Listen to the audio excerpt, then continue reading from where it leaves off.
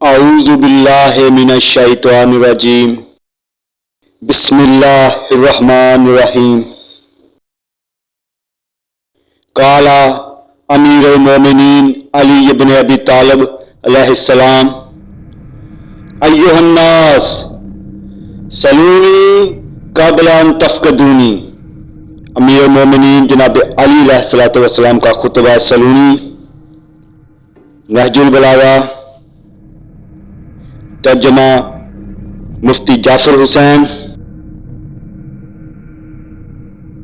امیر المومنین علی بن ابی طالب علیہ السلام نے فرمایا، ایک ایمان تو وہ ہوتا ہے جو دلوں میں جمع ہوا اور برقرار ہوتا ہے، اور ایک وہ کہ جو دلوں اور سینوں کی تہوں میں ایک مقررہ مدت تک عاریۃً ہوتا ہے۔ لہذا اگر کسی ایک میں تمہیں کوئی برائی ایسی نظر آئے کہ جس سے تمہیں اظہار بیزاری کرنا پڑے تو اسے اس وقت تک موقوف رکھو کہ اس شخص کو موت آ جائے کہ اس موقع پر اظہار بیزاری اپنی حد پر واقعی ہو۔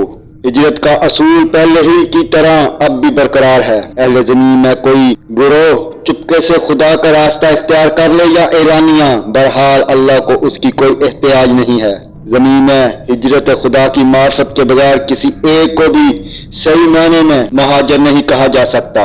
ہاں، جو اسے پہچانے اور اس کا اقرار کرے وہی مہاجر ہے، اور جس تک حجت الہیہ کی خبر پہنچے کہ اس کے کان سن لیں اور دل محفوظ کر لیں تو اسے مستضعفین میں جو ہجرت سے مستثنیٰ ہیں داخل نہیں سمجھا جا سکتا۔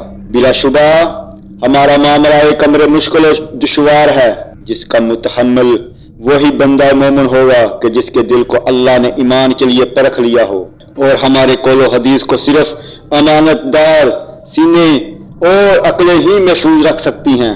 ایھا الناس سلونی قبل ان تفقدونی، اے لوگوں مجھے کھو دینے سے پہلے مجھ سے پوچھ لو، اور میں زمین کی راہوں سے زیادہ آسمان کے رستوں سے واقف ہوں، قبل اس کے کہ وہ فتنہ اپنے پیروں کو اٹھائے جو مہار کو بھی اپنے پیروں کے نیچے روند رہا ہو، اور جس نے لوگوں کی عقلیں زائل کر دی ہوں۔ اللہم صلی علی محمد و آل محمد۔